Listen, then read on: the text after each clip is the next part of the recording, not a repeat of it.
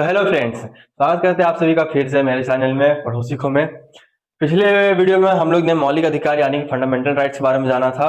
तो आज हम लोग चर्चा करेंगे फंडामेंटल ड्यूटीज यानी मौलिक कार्य। अगर हम लोग का कुछ अधिकार दिया गया है संविधान में, तो हम लोग को कुछ कार्य भी दिया गया है। तो हम लोग को कार्य समझना जरूरी है। हम लोग अपना अधिकार समझ सकते हैं तो कार्य क्यों नहीं समझ सकते हैं। तो कार्य भी समझेंगे। तो मौलिक अधिकार यानी फंडामेंटल ड्यूटीज के बारे में आज हम लोग बात करेंगे। तो चलिए शुरू कर रहे हैं एक एक करके। इसमें टोटल 11 है। टोटल 11 फंडामेंटल राइट्स मेंशन किया हुआ है। तो हम लोग एक एक करके 11 पॉइंट्स को समझते हैं कि 11 हम लोग का मौलिक कार्य कौन कौन सा है। तो हम लोग बात करने वाले हैं फंडामेंटल ड्यूटीज के बारे में, यानी कि हम लोग का मौलिक कार्य क्या क्या है। ठीक है, देखिए फंडामेंटल ड्यूटीज जो है हम लोग का अनुच्छेद यानी कि आर्टिकल 51A में मेंशन किया हुआ है। हम लोग अनुच्छेद 51A में हम लोग का मौलिक कार्य यानी फंडामेंटल राइट्स मेंशन किया हुआ है। और ये सबसे पहले हम लोग का जो मौलिक कार्य है इसमें अमेंडमेंट हुआ था। 2 अमेंडमेंट इसमें हुआ था हम लोग का मौलिक कार्य में। जो पहला हुआ था 1976 में और दूसरा हुआ था 2002 में। ठीक है, पहले फंडामेंटल ड्यूटीज मेंशन किया गया आर्टिकल 51A में। सबसे पहले हम लोग का इसमें 2 अमेंडमेंट हुआ था। पहला अमेंडमेंट हम लोग का हुआ था 42nd अमेंडमेंट एक्ट, जो हुआ था हम लोग का 1976 में। और दूसरा अमेंडमेंट हम लोग का हुआ था 86th अमेंडमेंट एक्ट, जो हम लोग का हुआ था 2002 में। और इसी अमेंडमेंट एक्ट में हम लोग को टोटल 11 फंडामेंटल ड्यूटीज हम लोग का संविधान में मिला था। समझे? तो एक एक करके समझते हैं। पहला टोटल 11 है तो एक एक करके समझेंगे। लेकिन इससे पहले एक बात बता दें कि हम लोग जो फंडामेंटल ड्यूटीज है उसमें हम लोग का सॉवरेनिटी, यूनिटी, इंटीग्रिटी और रिस्पॉन्सिबिलिटी, हम लोग का पब्लिक रिस्पॉन्सिबिलिटीज और अपने कंट्री से रिलेटेड रिस्पॉन्सिबिलिटीज, हर एक चीज हम लोग रिस्पॉन्सिबिलिटी मेंशन किया हुआ है। तो पहला रिस्पॉन्सिबिलिटीज हम लोग का नेशनल फ्लैग और नेशनल एंथम का रिस्पेक्ट करने का दिया हुआ है। पहला वाला हम लोग का पहला जो हम लोग का ड्यूटी आता है अपना राष्ट्रगान और राष्ट्र झंडा का उसका आदर करने का, पहला हम लोग का ये ड्यूटीज है। दूसरा ड्यूटीज, जो भी फ्रीडम स्ट्रगल, जो जितने नोबल फ्रीडम स्ट्रगल थे हम लोग के इंडिया के, जितने भी शहीद हुए उन लोग को रिस्पेक्ट करने का हम लोग का फंडामेंटल ड्यूटीज है। नोबल फ्रीडम स्ट्रगल, इन लोग का भी रिस्पेक्ट करने का हम लोग का ड्यूटीज है। थर्ड, चौथा है हम लोग का इसमें यूनिटी, सॉवरेनिटी एंड इंटीग्रिटी। ये 3 चीज हम लोग का फंडामेंटल ड्यूटीज बताता है कि हम लोग को अपने भारत में और सबके एक साथ हम लोग यूनिटी रखना चाहिए, सॉवरेनिटी रखनी चाहिए, इंटीग्रिटी रखनी चाहिए, यानी एकता में रखना चाहिए। हम लोग को एक होकर रहना चाहिए क्योंकि हम लोग एक ही भारतवासी है, हम लोग एक ही देश के निवासी है। क्या हिंदू क्या मुस्लिम, सब एक ही है, हम लोग भारतीय। ये कहा गया है चौथा। तो चौथा आता है इसमें हम लोग का रेंडर्ड। रेंडर्ड मीन्स क्या होता है? अगर भारत में कुछ भी दिक्कत आए, अगर भारत में कोई भी प्रॉब्लम आए, चाहे वो हम लोग का एक्सटर्नल हो या इंटरनल प्रॉब्लम हो, दूसरे देश से प्रॉब्लम हो या अपने देश के अंदर का सिचुएशन हो, तो हम लोग को मिल बांट के, मिलजुल के हम लोग को उस प्रॉब्लम को सॉल्व करना है। एकजुटता रखना है हम लोग को अपने अंदर। ये हम लोग का मौलिक ड्यूटीज है, हम लोग का फंडामेंटल ड्यूटीज है। समझे? 4 हम लोग ने बता दिया। इसको आप लोग पॉज करके नोट डाउन कर लीजिएगा, मैं तब तक इसको रब करता हूं। तो पांचवा आता है हम लोग का BROTHER,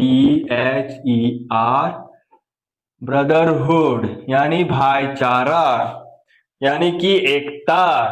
चाहे ये एकता हम लोग का रिलीजन में रहे, लिंग्विस्टिक में रहे, सेक्स में रहे, कास्ट में रहे या फिर रेस में रहे, हम लोग को एकता बना के रखना चाहिए। हम लोग क्योंकि एक ही भारत के वासी है, हम लोग यूनिटी एक साथ लेके चलना चाहिए।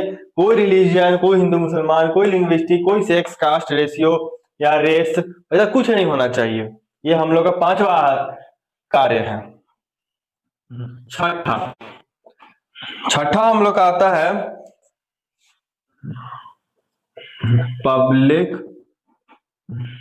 प्रॉपर्टी। पब्लिक प्रॉपर्टी, हम लोग जितना भी प्रॉपर्टी है public property means train, flight, या फिर हम लोग रोड, सिटीज, बिल्डिंग्स, एनीथिंग, कुछ भी पब्लिक प्रॉपर्टी कुछ भी है तो हम लोग प्रिजर्व करके रखना चाहिए अपना पब्लिक प्रॉपर्टी को। हम लोग को अपना इस प्रॉपर्टी को रिजर्व करके रखना चाहिए, बचा के रखना चाहिए, क्योंकि ये बहुत जरूरी है बचाना। हम लोग का सामान है, हम लोग क्यों ना बचाएं। हम लोग को अपना सामान को अपना आप लोग घर में आपका कोई सामान रहता है तो उसको बचा के रखते हैं ना, संभाल के रखते हैं ना, तो इसको क्यों नहीं बचा के रखना।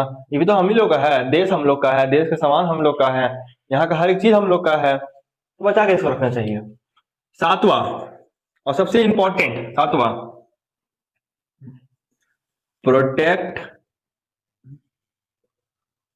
Wild life, natural vegetation etcetera. ये सबसे इंपॉर्टेंट है।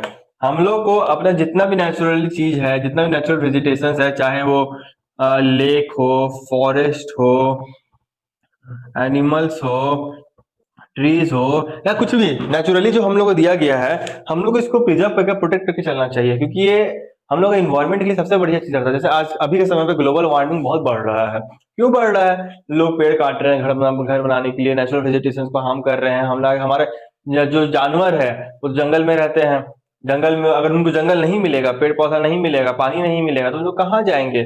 शहर में ही ना घुस आएंगे, शहर में खाने के लिए आएंगे, तो उसमें फिर हाहाकार मच जाता है इंसानों का। तो ये हम लोग सबसे इंपॉर्टेंट रोल है। हम लोग सात जाने। अब लास्ट हम लोग का बचा है इसमें चार, इसको पूरा मिटा देते हैं। लास्ट चार बचा हुआ है हम लोग का जो फंडामेंटल राइट्स है, और चार क्या क्या है? सात तक जान लिए थे हम लोग। आठवां, आठवां हम लोग का safeguard public property and non violence. हम लोग तो अपना प्रॉपर्टी को बचा के रखना चाहिए, जितना पब्लिक प्रॉपर्टी है, साथ ही साथ हम लोग को वायलेंस, जो वायलेंस क्रिएट होता है ना, उसको हम लोग बंद करना चाहिए, बंद रखना चाहिए। इससे ना बहुत खराब होता है हम लोग का यूनिटी, हम लोग का इंटीग्रिटी जो होता है, हम लोग का बहुत इसमें हर्ट होता है। और लेकिन हम लोग का कार्य है जो हम लोग संविधान देता है, हम लोग इसको करना बहुत जरूरी होता है, बहुत आवश्यक होता है।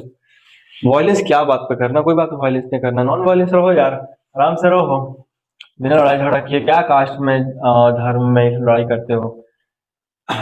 नेक्स्ट आता है हम लोग का साइंटिफिक टेम्पर। साइंटिफिक टेम्पर मतलब क्या होता है? साइंटिफिक टेम्पर मतलब कि हम लोग का जितना भी इंडिया, हम लोग भारत में कुछ भी साइंटिफिक डेवलप करना, कुछ भी साइंटिफिक रीजन उस चीज को लेकर लागू करना, या फिर समझाना। जैसे कोई चीज हो गया, फॉर एग्जाम्पल ले लेते हैं पेड़। पेड़ ऑक्सीजन लेती है या फिर कार्बन डाइऑक्साइड लेती है, और हमें क्या देती है? हमें ये कार्बन डाइऑक्साइड लेती है और हमें ऑक्सीजन देती है। तो हम लोग ऐसे क्यों जाने? ऐसे हम लोग कैसे जाने? हम लोग साइंटिफिक रीजन की वजह से ना जाने, साइंटिफिक प्रूफ जो हुआ, तो यही हम लोग को करना चाहिए। नेक्स्ट आता है हम लोग को नेशनल अचीवमेंट। हम लोग को अपना राष्ट्र के लिए, अपना देश के लिए कुछ भी नेशनल अचीवमेंट जरूर लाना चाहिए, चाहे आप खेल में लाए, चाहे वो आप स्टडी में लाए, चाहे आप वो जॉब में लाए, या फिर कोई भी चीज में। फॉर एग्जाम्पल, अगर आप एक क्रिकेटर है, महान क्रिकेटर है, नाम ही आपका नाम है, तो उससे आपका देश का भी नाम होगा कि नहीं वो भारत का प्लेयर है। समझे? आप साइंटिस्ट है, फेमस साइंटिस्ट है, भारत का साइंटिस्ट है, या कुछ भी, आप ओलंपिक में जा सकते हैं, ओलंपिक में आप अपने भारत को गोल्ड दिला सकते हैं। तो ये हम लोग का कार्य दिया हुआ है। और 8 नंबरिंग मिस्टेक हो गया। और लास्ट है 11, last number, provide education to children below 6 to 14 years as a paternal duty. हम लोग का कंट्री में चाइल्ड लेबर इलीगल है, तो हम लोग अपने बच्चों को, खासकर 6 से लेकर 14 साल के बच्चों को हम लोग को एजुकेशन देना चाहिए। और अभी के टाइम में तो भारत सरकार ने तो 6 से लेकर 14 तक के बच्चों को, जितने भी इतने साल के बच्चे स्टूडेंट हैं, उन लोग को फ्री एजुकेशन कर दिया गया हर एक स्कूल में, चाहे वो प्राइवेट हो चाहे वो गवर्नमेंट सेक्टर हो। तो हम लोग को एज अ पैटर्नल ड्यूटी समझ के हमें अपने बच्चों को 6 से लेकर 14 ईयर्स तक के हम लोग को कंपलसरी एजुकेशन देना अनिवार्य है। तो ये हम लोग फंडामेंटल राइट्स भी है, और साथ ही साथ ये हम लोग एक अलग आर्टिकल्स भी है, इसके बारे में हम लोग बात करेंगे। तो यही था हम लोग का फंडामेंटल ड्यूटीज, और इस ड्यूटीज को नॉन जस्टिसिएबल भी कहा जाता है, क्योंकि आपकी काम अगर इसमें से कोई भी ड्यूटी आप अगर तोड़ते हो तो जस्टिसिएबल नहीं है। आपको साफ साफ दिया गया, जब आप अपना राइट के लिए, अपना अधिकार के लिए आप लड़ सकते हो, तो आप अपना ड्यूटीज अगर ब्रेक करोगे तो आप किसके लिए लड़ोगे? फिर तो आप अधिकार के भी हकदार नहीं हो, तो आप इस ड्यूटी के भी हकदार नहीं हो, तब आप इस भारत के ही हकदार नहीं हो। आपको ये सब चीज मांग के चलना चाहिए और समझ के चलना चाहिए, क्योंकि ये बहुत इंपॉर्टेंट है। और खासकर ये सब टॉपिक जो है छोटा छोटा टॉपिक है, जो हर एक एग्जाम में पूछा जाता है, चाहे कॉम्पिटेटिव एग्जाम में हो, चाहे वो आपको 10th या 12th के एग्जाम में हो। बहुत कंपलसरी और सबसे इंटरेस्टिंग टॉपिक होता है। तो ये था हम लोग का, मेरा आज का वीडियो फंडामेंटल ड्यूटीज को लेके, यानी मौलिक कार्य को लेके। आप लोग को समझ में आया तो हमें कमेंट जरूर कर दे, और आपको क्या डाउट है वो भी जरूर कमेंट कर दे, क्योंकि अगर आपको डाउट का कुछ होता है तो आपके डाउट से हम यहाँ पे सॉल्व करके आपको उसका डाउट क्लियर कर देंगे, और क्लियर में आपको कोई भी डाउट नहीं रहने देंगे। ठीक है, तो हमारे चैनल को सब्सक्राइब कर ले, ऐसे ऐसी वीडियो के लिए आपको मिलती रहेगी, नॉलेजेबल वीडियो आपको मिलती रहेगी। और अलग अलग टॉपिक, अलग अलग सब्जेक्ट, जैसे मैंने फंडामेंटल राइट्स और फंडामेंटल ड्यूटीज बता दिया है। अगली बार मैं ये हम लोग का सिविक्स या पॉलिटिकल साइंस का सब्जेक्ट था, तो अगली बार मैं हिस्ट्री का कुछ 2 टॉपिक लेके आऊंगा। तो आप लोग हमें कमेंट करके जरूर बताएं कि हिस्ट्री की या फिर आपको कौन सब्जेक्ट का टॉपिक चाहिए, तो टॉपिक मैं लाऊंगा।